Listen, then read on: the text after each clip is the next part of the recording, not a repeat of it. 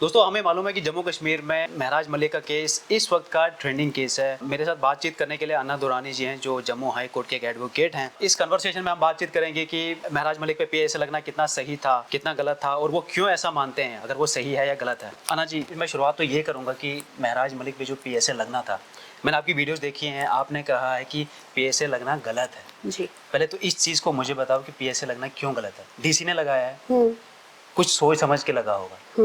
Why do you से कि वो एक गलत डिसीजन है? क्या आपको लगता है हर डिसीजन सही होता है? डीसी का हो भी सकता है, नहीं भी हो सकता है। हाँ, राइट। अब क्या होता है, जब आप एक कहीं जगह चोरी कर लेते हैं, आपको उसके लिए फांसी नहीं मिलती। ऐसे ही अगर आपने एक डेफेमेटरी स्टेटमेंट बोला है, डेफेमेटरी स्टेटमेंट हर कोई बोलता है, हाँ, तो फिर सब पे पीएसए लगना चाहिए। कोई अगर पॉलिटिकल स्पीचेस देता है इंसान और फिर लोग भी बयानबाजी करते हैं, वो फिर हर एक पॉलिटिकल लीडर देता है, फिर आप सबको पकड़िए। अगर उसके खिलाफ कोई केस करेगा तो होना चाहिए। बिल्कुल। अब हम शुरुआत करते हैं महराज मलिक से। महराज मलिक के ऊपर 18 एफआईआर है, ठीक है। ये कहना किसका है? डीसी साहब का। उन्होंने डॉसियर दिया, बिल्कुल दिया। जब उन्होंने देखा सबसे पहला केस जो है वो तो कंपाउंड हो गया। जब आपकी एफआईआर कंपाउंड होगी तो आप उसको कैसे इंक्लूड कर सकते हैं?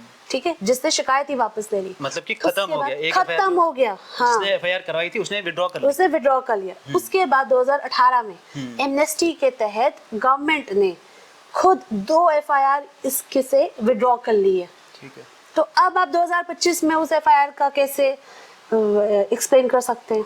आप ये कह रहे हैं कि जो डीसी ने जो भी डोजियर बनाया है उसमें जो एफआईआर शो हुई है वो 3 से 4 एफआईआर जो हैं जो विड्रॉ हो चुकी है, जो विड्रॉ हो चुकी है, इंक्लूड करके उसमें इंक्लूड इन्होंने किया हुआ है। क्यों इंक्लूड किया हुआ है? वो इनको करना ही नहीं चाहिए। आप गवर्नमेंट 2018 में एफआईआर विड्रॉ करती है और उसी एफआईआर को 2025 में बेस बनाती है पीएसए का। इसका कोई सेंस बन रहा है? नहीं।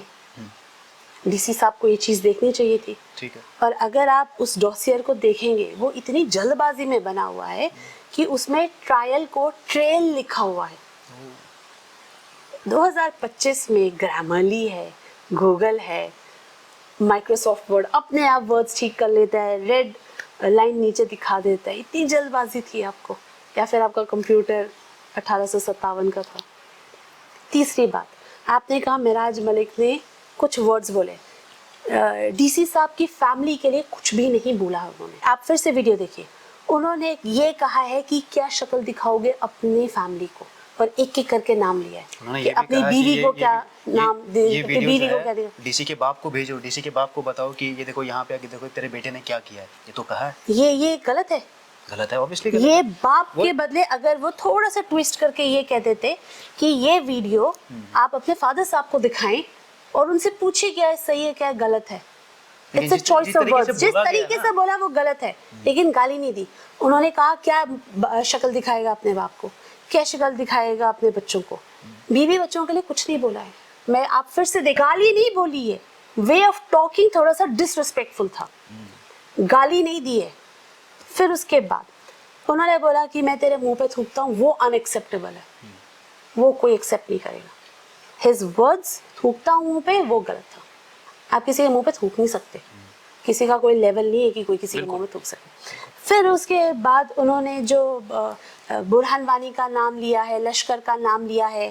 फिर उसके बाद उनका एक वीडियो आ रहा है जिसके लिए उसको बोला जा रहा है एंटी नेशनल है। ये एडिटेड वीडियोस है, या फिर अगर कोई कहता है कि वो ऑथेंटिक वीडियोस है, आप मुझे फोरेंसिक लैब से एक एफिडेविट लाके दिखा दीजिए कि ओरिजिनल वीडियोस है, उसने ऐसे ही बोला। क्योंकि कोई भी वीडियो को किसी भी तरीके से तोड़ मरोड़ कर पॉलिटिकल पर्पस के लिए किया जा सकता है, इस्तेमाल कर सकता है। क्यों नहीं इस्तेमाल कर सकता? हुई भी है। लेकिन हम ये भी नहीं कह रहे हैं आप मुझे सर्टिफिकेट दिखाइए कि जो वीडियो आप अपलोड कर रहे हैं वो ओरिजिनल वीडियो है और फोरेंसिक का होना चाहिए। गवर्नमेंट की फोरेंसिक लैब का जो डिजिटल फोरेंसिक होता है उनका वो दिखा दीजिए। क्या इसमें मैं गलत कह रही हूँ? नहीं, ठीक है, बिल्कुल ठीक है, करेक्ट। हम भी मान लेंगे, ठीक है, हम भी उसको बोल देंगे एंटी नेशनल है। फिर बिल्कुल वीडियो किसी का भी कट करके चलाया जा सकता है, लेकिन वी आर नॉट सेइंग कि जो महराज मलिक का जो वीडियो जिसमें वो बुरहान को अप्रिशिएट कर रहे हैं वो गलत है। लेकिन ये हो सकता है कि किसी ने किया होगा, लेकिन उस पे आप कह रहे हैं कि उसका प्रूफ बिल्कुल होना चाहिए। मैं वही कह रही हूँ, अगर कोई भी वीडियो चला रहा है महराज मलिक का, वो साथ में जो डिजिटल फोरेंसिक लैब है गवर्नमेंट की, उसका एविडेंस एफिडेविट साथ में लाके दिखा दे कि हाँ इसका ये वीडियो ऑथेंटिक है। बात खत्म। इसमें गलत क्या है? अगर वो गलत है महराज मलिक तो उस पर केस चलेगा। ठीक है, अब आपकी जो बात है, आपने कहा कि वो जो वीडियोस हैं वो सही है नहीं है, इस पे उसका हमें नहीं पहले पहले जांच होनी चाहिए, पहले जांच होनी चाहिए, उसके बाद कमेंट होना चाहिए। ठीक है, लेकिन आपको पता ही होगा कि आम आदमी पार्टी ने निर्मल कोतवाल जी को रीच किया था कि उनका केस फाइट करें जी। निर्मल कोतवाल, शेख शकील, ये जो कुछ जो फेमस नाम है, इनको रीच किया था जी। लेकिन रिसेंटली निर्मल कोतवाल जी ने विड्रॉ किया है कि वो अपना जो महराज मलिक का केस है नहीं लड़ेंगे, और जो रीजन उन्होंने दिया है आपने वो पढ़ा था जी। उसमें ये कहा था कि उन्होंने कुछ वीडियो देख के, कुछ ऐसी वीडियोस हैं जिसमें उन्होंने कहा कि J&K जो है इंडिया का पार्ट नहीं है, एंड देन वो बुरहान वानी को अप्रिशिएट कर रहे हैं। अब इतना बड़ा एडवोकेट जब एक ऐसा फैसला लेता है कि वो विड्रॉ करता है इतने बड़े केस से, तो वो कुछ सोच के किया होगा उन्होंने। हम ये कह सकते हैं वो उनका अपना डिसीजन था, लेकिन जो रीजन दिया मैं उसकी बात कर रहा हूँ, वो उनका अपना रीजन है। मैं यहाँ एक और बात बोलूंगी, उन्होंने अपनी कंसेंट से केस लिया, उन्होंने अपनी कंसेंट से केस छोड़ा, करेक्ट। उन्होंने सुनिए पहले मेरी पूरी बात सुनिए। उन्होंने अपनी कंसेंट से केस लिया, उनको किसी ने नहीं डराया धमकाया, उन्होंने केस छोड़ा अपनी मर्जी से, उन्होंने कोई डराया धमकाया नहीं, वकील को कोई डरा धमका नहीं सकता। अब उन्होंने जो रीजन दिया, उन्होंने ये दिया, मैंने पढ़ा वो रीजन, पहले हमें हमारे व्हाट्सएप ग्रुप्स में वो आया, उसमें ये लिखा था कि मैंने वीडियोस देखी और मुझे लगा ये सही नहीं है, इसलिए मैं इसको डिफेंड नहीं करूंगा।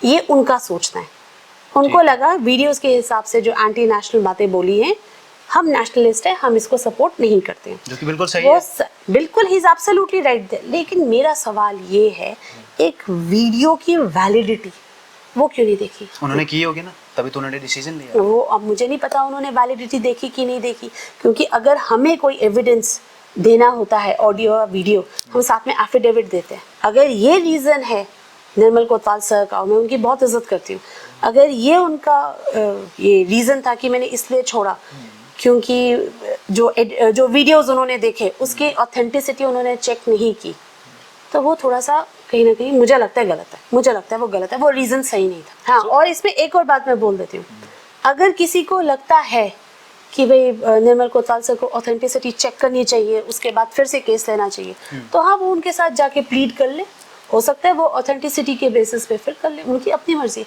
सर देखिए, हर एक वकील अपनी मर्जी से केस लेता है, अपनी मर्जी से केस छोड़ता है, लेकिन जब हाई प्रोफाइल केसेस की बात आती है उसमें थोड़ा सा ना क्रिमिनल लॉयर की तरह सोचना पड़ता है।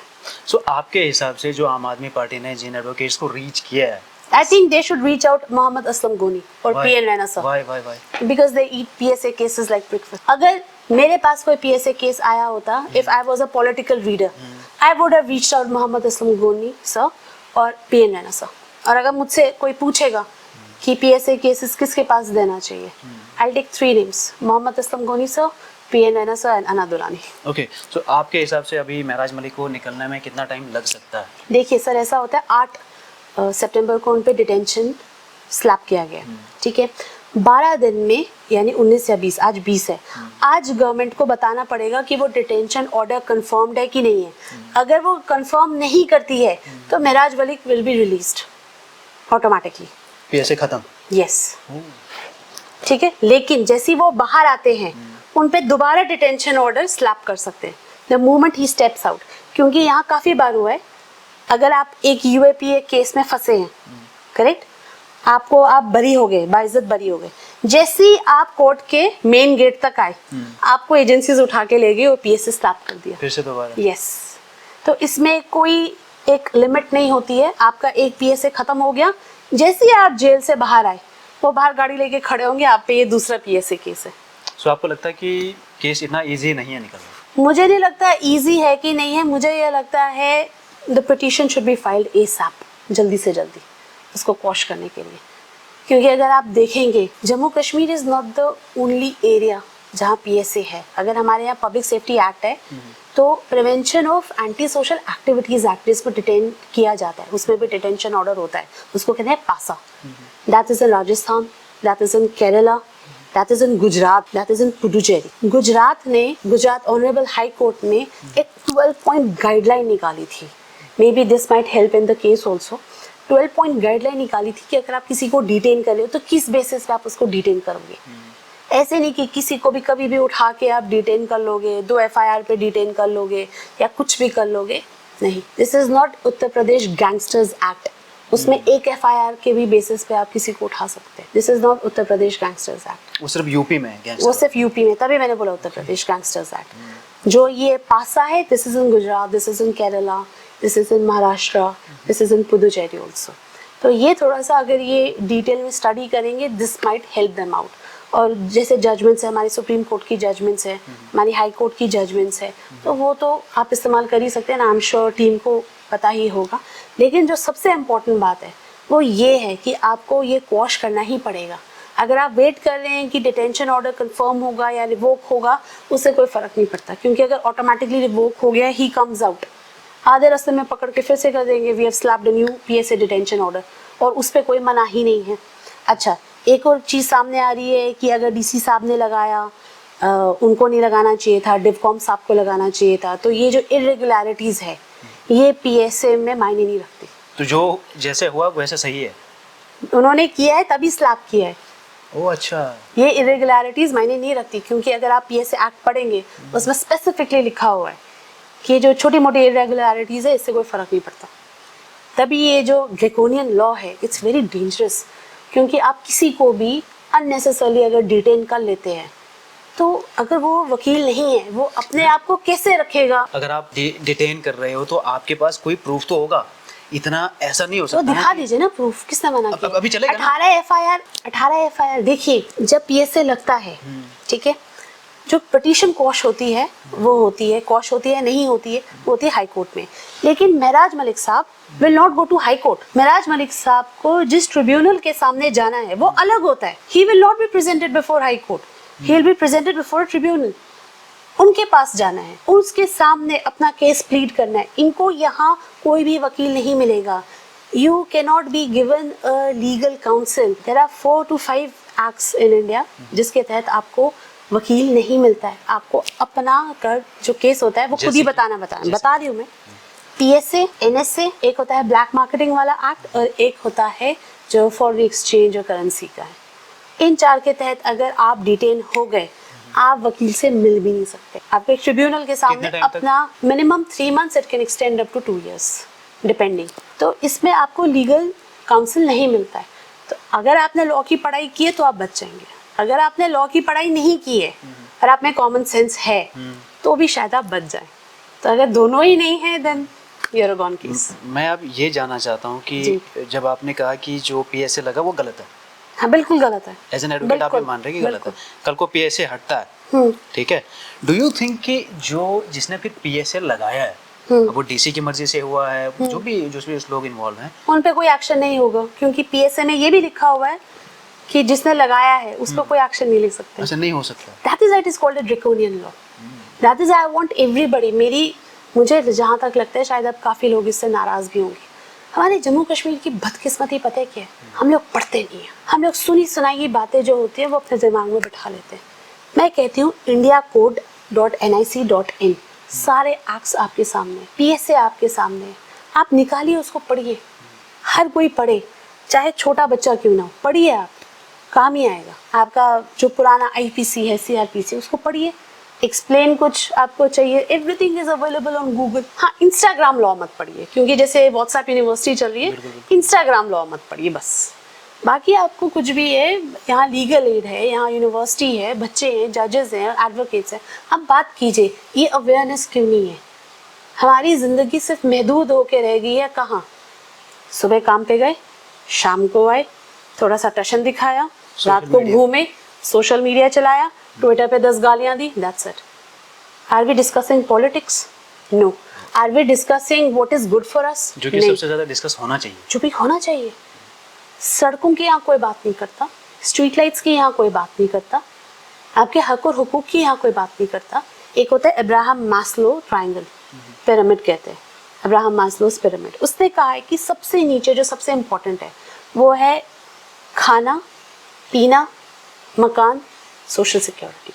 सबसे नीचे और हम यही करते सबसे इम्पोर्टेंट, क्या हम ट्रायंगल के सबसे नीचे, उस पिरामिड के सबसे नीचे, क्या वो नीड्स हमारी पूरी हो रही है? नहीं, तो हम ऊपर कैसे जाएंगे? क्या हमें खाना अच्छा मिल रहा है? नहीं, सब स्टैंडर्ड क्वालिटी है। इन्फ्लेशन है, क्या हमारी कंट्री में इन्फ्लेशन रिडक्शन एक्ट आ रहा है? कोई पॉलिटिकल पार्टी इसके बारे में बात कर रही है? ऐसी बात अभी जब तक तो आप नहीं है। मिडिल ईस्ट में जाएंगे, जब वहाँ बेसिक खाने की चीजें होती है ना, ब्रेड है, कुछ है, कुछ भी महंगा हो जाए, वो ब्रेड महंगी नहीं होगी, ताकि जो सबसे गरीब तबके का भी इंसान है वो भी अफोर्ड कर सके। क्योंकि गवर्नमेंट को पता है सबसे पहले मेरे जो लोग हैं वो जिंदा रहने चाहिए, तभी वो मेरे लिए वोट कर पाएंगे, तभी वो मेरे को राजा मान पाएंगे, तभी वो कहेंगे हाँ ये गुड गवर्नेंस है। ठीक है, इन्फ्लेशन रिडक्शन एक्ट आया हमारे इसमें? अभी तक तो कोई डिस्कशन नहीं है। क्यों नहीं आया? दूसरी बात, बहुत छोटी सी बात है, शायद काफी लोग हिचकेंगे, सैनिटरी पैड्स पे जीएसटी नहीं लगता, लेकिन उसका जो प्रोडक्शन कॉस्ट है वो इतना ज्यादा है that the price is increasing. New Zealand has made sanitary pads absolutely free, why not India? आज भी गांव में they don't use sanitary pads. Is it hygienic? No, nobody is talking about that. Why? आपने फ्री कर दी औरतों के लिए बस। 2025 में आपको औरतों के लिए बस फ्री करने की जरूरत ही नहीं, आप रिड्यूस कर देते, हाँ, थोड़ा सा फेयर, 1 रुपया रख देते, 1 किलोमीटर का 1 रुपया। अगर आपको फ्री करना है ना, आप ब्लाइंड के लिए फ्री कीजिए, मेडिकल फ्री कर दो, आप मेडिकल फ्री कीजिए, एजुकेशन फ्री कर दो। आप नहीं, एजुकेशन फ्री नहीं होनी चाहिए हिंदुस्तान में, फिर कोई नहीं पढ़ेगा, क्योंकि सरकारी स्कूल्स की आप हालत देख रहे हैं, ठीक ठीक, बिल्कुल सही बात है ना? या फिर आप कीजिए कि जो सरकारी इंसान है वो सरकारी स्कूल में जाए, स्कॉलरशिप और बढ़ा दो, कुछ ऐसा। आप स्कॉलरशिप पढ़ाइए। आप जो ऑलरेडी टीचर्स हैं, आप देखिए, जैसे हमारे आईएएस होता है ना, आईपीएस होता है, वैसे टीचर्स को भी एक इंस्टीट्यूट से निकलना चाहिए। बिल्कुल, एग्जाम दिया, आ गए, आप पहले बिल्कुल। कैपेबिलिटी देखिए तो सही। सही बात। आप जब देखते हैं यूट्यूब पे, काफ़ी टीचर से पूछो ये जनवरी की क्या स्पेलिंग है, उनको पता ही नहीं है, वो उल्टा लिख रहे हैं, व्हाट इज दिस? जब आप बात करते हैं ना कि हक और हुकूक, सबसे पहले आप आर्टिकल 21 की बात कीजिए। समझाओ उसके बारे में, क्या है वो? Article 21 is right to live. Right to live क्या हो गया? आप खा रहे हैं, क्या आपका खाना अच्छा है? अगर आपके खाने की वजह से आपको कैंसर हो रहा है, आपका आर्टिकल 21 वायलेट हो रहा है। आप रात को सो रहे हैं, लेकिन आपका पड़ोसी डीजे बजा रहा है रात को 10 बजे से सुबह 5-6 बजे तक, ठीक है, आप नहीं सो पाए, अगले दिन आप चिड़चिड़े होंगे, आपकी प्रोडक्टिविटी लो होगी। What is that? Your article 21 right to live आपका इन्फ्रिंज हो रहा है। आप जा रहे हैं, स्ट्रीट लाइट नहीं है, आप पॉट होल में गिर गए, आपका पैर मुड़ गया, आपका मांस फट गया, लेकिन इस पे बात करेगा कौन? कोई नहीं करता। करेगा कौन? आपके हिसाब से कोई किसको नहीं इस पे बात करता, करनी चाहिए? सबको करना चाहिए। जिसको मालूम है पहले वो तो शुरुआत करे। बिल्कुल, हर एक इंसान को करना चाहिए। मैं तो कहती हूँ, आप यूनिवर्सिटीज में जो पॉलिटिक्स कर रहे हैं, आप बच्चों को बिठाइए, उनको कहिए बाहर से लोगों को बुलाओ एंड लेट्स डिस्कस। आप देखिए बाहर की यूनिवर्सिटीज में, आप किसी भी यूनिवर्सिटी में चले जाइए, ठीक है, I am not talking about Jammu Kashmir की universities, you go to out of India universities, if you go to Caltech, you go to Boston University, you go to Oxford, you go to Harvard, या कोई भी ivy league university जाइए, ठीक है। आप जब वहाँ यूनिवर्सिटीज़ में जाते हैं ना sir, you will actually see huge population. लोग बात करते हैं, आप कभी हार्वर्ड के लेक्चर्स देखिएगा, आप जब बात करते हैं ना, there are thousands of people attending it. वो पूछते हैं, आप बात करते हैं, you are actually listening, you are not biased, आप बात सुन रहे हैं, वो बोल रहे हैं, आप सुन रहे हैं। और अगर वो कोई बात सही नहीं करते हैं, आप बाद में उनको लिख के दे सकते हैं कि I don't agree with this. यहाँ अगर आप किसी प्रोफेसर को लिख के दे दो I don't agree with this, तो आपके नंबर काट देगा, तो लोग फिर झिझकते हैं। तो एक सिस्टम जो है ना एजुकेशन का, वो अगर ठीक हो जाए तो मुझे लगता है बाकी के जो सिस्टम्स है वो अपने आप थोड़े से ठीक होने लग जाएंगे। अब बात करते हैं महराज मलिक साहब की आर्टिकल 21। इन पे पीएसए लग गया क्योंकि इनकी शब्दावली ठीक नहीं है, ये डिसरिस्पेक्टफुल है। आप मुझे बताइए, जो एमएलए बहू है विक्रम रंधावा साहब, उन्होंने तो बड़ी गालियां दी थी, तो उनके खिलाफ भी कोई उनके खिलाफ कोई एक्शन नहीं हुआ। मैंने तो मीडिया में किसी को नहीं देखा उनके खिलाफ या उनके बारे में सवाल करते हुए। देखो, अब किसी पार्टी के एमएलए ने गाली दी है तो उस पार्टी का कोई बंदा उठ के उसके खिलाफ केस तो नहीं कर सकता। तो अपोजिशन की जो अलग पार्टीज हैं वो कर सकती है ना। तो क्यों नहीं किया? उनको करना चाहिए ना। क्यों नहीं किया? मेरा यही सवाल है, उनको करना चाहिए लेकिन क्यों नहीं किया? तो उनकी मर्जी। अब वो इसका मतलब आप भी मिले हुए हैं विद बीजेपी। हो सकता है, बिल्कुल।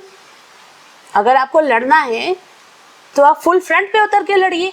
जब ये एमएलए साहब है बहू के, रंधावा साहब, उन्होंने सोनिया गांधी जी के अगेंस्ट बोला था, कांग्रेस ने जाके नोटिस भेज देना, जो भी नोटिस भेजना है, कांग्रेस ने जाके उनके गेट के बाहर इंक फेंकी, उनके नेम प्लेट पे क्या हो गया उससे, क्या हुआ उससे, क्या अचीव क्या किया? उन्हें लगा जो वो कर सकते थे उन्होंने किया। एफआईआर क्यों नहीं की? अब देखो ये अच्छा, उससे मजेदार बात ये है कि जो इन्होंने प्रोटेस्ट किया उस पे एफआईआर हो गई, लेकिन कांग्रेस पे एफआईआर होगी प्रोटेस्ट करने के लिए, लेकिन जो बीजेपी के एमएलए ने सोनिया गांधी जी के अगेंस्ट बकवास बोला उस पे एफआईआर नहीं हुई क्योंकि इन्होंने कंप्लेंट लॉन्च ही नहीं की। तो अब तो वो जो अलग अब पार्टीज मेरा है ना, ये सवाल है, अब मेरा ये सवाल है कि अगर आप पॉलिटिक्स कर रहे हैं तो थोड़ा लॉजिकली कीजिए, क्योंकि अब लोग समझ रहे हैं। आप जाके प्रोटेस्ट कर रहे हैं लेकिन आप उसके खिलाफ एफआईआर नहीं कर रहे, तो ये तो उनकी गलती है ना, उन बिल्कुल पार्टीज की गलती। कांग्रेस की गलती है। हाँ, तो बिल्कुल कांग्रेस की गलती है। और मैंने ये ट्विटर पर भी लिखा हुआ है इनको,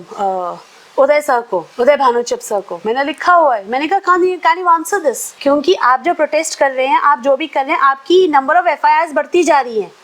जो क्राइम कर रहा है उसकी नंबर ऑफ एफआईआर कम है, पीएसए तो आप ही पे लगेगा ना फिर। आपको क्या लगता है कि क्यों नहीं करते ऐसे? सर मैं पॉलिटिक्स में हूँ नहीं, लेकिन थोड़ा बहुत अगर तो समझ आता एज है अ ना क्या सिटीजन, अगर एज अ सिटीजन मैं देखूंगी, मुझे तो यही दिख रहा है आपस में मिले हुए। ये आपके words सिंपल एज दैट, ये मेरे वर्ड्स हैं बिल्कुल। अन्ना दुरानी इज सेइंग दिस। अगर आप नहीं, तो फिर आपकी लीगल टीम अच्छी नहीं है, नहीं तो आपको फुल फ्रंट पे खेलना नहीं आता, नहीं तो आप उनसे डरते हैं। सिंपल। अगर आपके लीडर कहते हैं ना डरो मत, आप डरते हैं। अगर उन्होंने सोनिया गांधी जी के अगेंस्ट कुछ बोला, go launch an FIR, go launch a complaint on the basis of which FIR will be launched. Protest और इंक फेंकने से कुछ नहीं होता, क्या हो जाएगा उससे? आपका हक थोड़ी ना मारा कि आप प्रोटेस्ट करें। हर बात पे हर कोई आके सड़कों पे निकल जाता है। कभी कभी बार एसोसिएशन का भी आपको क्या लगता है कि प्रोटेस्ट का तरीका क्या है फिर? प्रोटेस्ट का तरीका ये नहीं है कि आप सड़कों पे उतरो।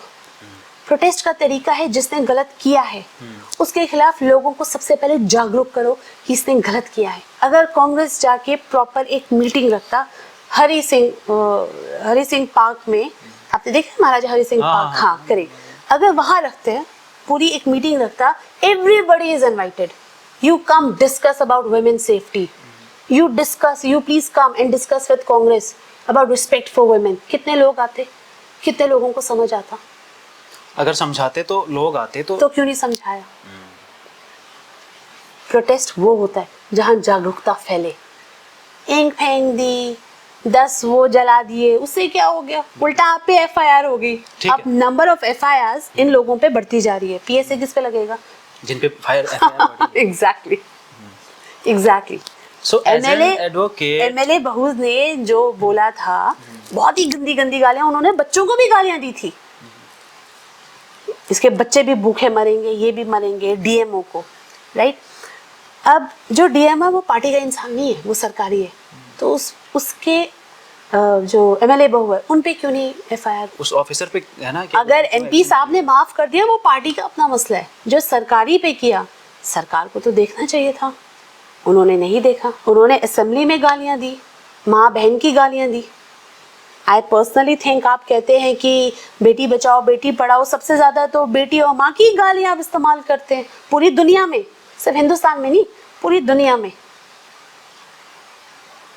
तो उस पर क्यों नहीं एफआईआर लगी? प्रॉब्लम ये है कि ऐसे इसलिए स्लैप हुआ क्योंकि इसके जितने भी क्राइम्स थे वो रजिस्टर हो गए, दूसरे के जितने भी क्राइम्स थे वो रजिस्टर हो ही नहीं। उसके बारे में आप जागरूकता तो फैलाइए।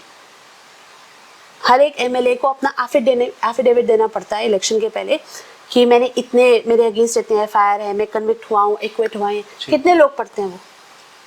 बहुत कम, बहुत कम। कोई भी नहीं पढ़ता। क्यों नहीं पढ़ता? Because you are not bothered. हाँ, उसके बाद 5 साल आप रोते रहो, सड़क नहीं है, गाड़ी टूट गई, पानी है उलट गया, उससे क्या फायदा? जब चोट लगती है दवाई तब लगाते हैं, बाद में नहीं लगती। जब स्कार पड़ जाता है ना, फिर स्कार को देख के रोते नहीं है। अनटिल अनलेस आप यहाँ जागरूकता फैलाएंगे, यहाँ पढ़ाई का माहौल नहीं है। आपने देखा है कोई यहाँ library? And please don't say Ranveer Singh library. नहीं, लाइब्रेरीज हैं, लोग जाते भी हैं, पढ़ते कहाँ लाइब्रेरी है? Reading rooms are not library, no. हाँ, अब आप उनको कुछ भी नाम दे दो। हाँ, reading rooms are not libraries, libraries are different, these are reading rooms. अब यहाँ अगर मेरे पास एक भी किताब ना हो, आपने देखा वो सामने में कम से कम कितनी किताबें होंगी? 500-600 किताबें सामने रखी हुई, मैं सारी बाहर निकाल दूँ, ये वाली किताबें ऊपर नीचे नीचे, ये सारी मैं किताबें बाहर निकाल दूँ, उसके बाद बोलूँ, oh this is a library and a reading room, anybody can come and read, will you call it a library? बिल्कुल बिल्कुल। सिंस अब आप अपनी किताबें लाके पढ़ना, उसके बाद अपनी किताबें साथ में ले जाना, लाइब्रेरी नहीं होती। लाइब्रेरी वो होती है जहाँ काफ़ी किताबें होती हैं, आप आते हैं पढ़ते हैं, वो किताबें वही रहती हैं। इन्होंने एक लाइब्रेरी खोली थी महाराजा हरि सिंह जी के पार्क में। अब उस वाली लाइब्रेरी को इन्होंने बंद करके रखा था। मैंने 2-3 बार बोला भी इनसे, पूछा भी इनसे कि आपने लाइब्रेरी क्यों बंद करके रखी हुई है। इन्होंने वो सारी की सारी किताबें उठा के कहीं और रख दी, और वहाँ अंदर सिर्फ कूड़ा करकट वो सब पड़ा हुआ है। किसी ने कोई आवाज़ नहीं उठाई। किताब ज़रूरी नहीं है यहाँ। आपने सिर्फ एक जम्मू यूनिवर्सिटी के अंदर धनवंतरी लाइब्रेरी खोली हुई है। Keep it open, it has I think more than 1 lakh books. आप उसको खुला रखिए जनरल पब्लिक के लिए, everybody can come and read. यहाँ पढ़ाई से क्या एलर्जी है, मेरा सबसे पहला ये सवाल है। आते भी हैं बच्चे, मुझे लगता है कि क्यों नहीं पढ़ते हैं बच्चे? अब आप यहाँ तो मुझे लगता है मैंडेटरी होना चाहिए कि हर घर में बच्चों का जो कमरा है उसमें एक वॉल होनी चाहिए जहाँ लाइब्रेरी होनी चाहिए। This is very important. मैं आपको बताती हूँ, I studied from Pune, I studied from symbiosis law. मैं जहाँ रहती थी, मैंने वहाँ एक ट्रेंड देखा था कि हर किसी की अपनी अपनी वॉल होती थी। जैसे आपने अभी एंटर किया तो दिस इज, इसमें 4 दीवारी है, ठीक है। तो मैंने वहाँ ट्रेंड देखा है, हर एक फैमिली मेम्बर की अपनी वॉल होती थी, उस पर वो अपनी अचीवमेंट्स लगाता था। तो example, if this is my wall, तो मेरी जितनी डिग्रीज होगी, जितनी अचीवमेंट्स होगी, जितनी अप्रिसिएशंस होगी, वो सारे मैं यहाँ दिखाती थी, राइट। वहाँ ये होता है कि अगर आपका बच्चा ऑक्सफोर्ड में पढ़ा है तो मैं अपने बच्चे को MIT भेजूंगा। वहाँ इस टाइप का कंपटीशन होता है। लेकिन जम्मू में ऐसा नहीं होता। जम्मू में होता है उसके पास थार है, मैं जिम्नी लेके आऊँगा। सही बात है।